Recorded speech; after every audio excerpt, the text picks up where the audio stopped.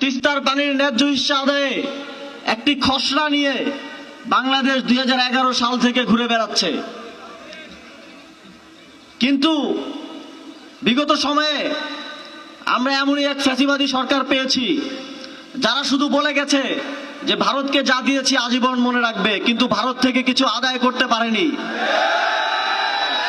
তাদের নতজানু পররাষ্ট্রনীতির কারণে তারা শুধু ভারতে গিয়ে ভারতের প্রধানমন্ত্রীর সাথে ছবি তুলেছে, তিস্তার কথা বলার সাহসটা পর্যন্ত করতে পারেনি।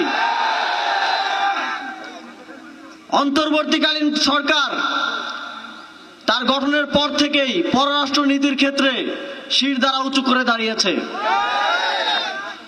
এবং তিস্তার চুক্তি বাস্তবায়নে এই অঞ্চলের মানুষের পানির ন্যায্য হিস্সা আদায়ে অন্তর্বর্তীকালীন সরকার মাথা উঁচু করে ভারতের সাথে নেগোশিয়েট করবে এবং প্রয়োজনে আন্তর্জাতিক পানি আইনের ভিত্তিতে আমরা কূটনৈতিক চাপ সৃষ্টি করব যেন ভারত বাধ্য হয় এই চুক্তি স্বাক্ষর করতে।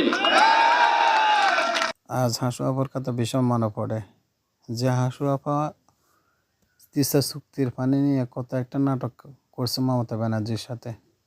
আর সে মমতা ব্যানার্জি হাসু আপাকে শেষ পর্যন্ত হাতে হারিকল ধরে দিচ্ছে। আহা।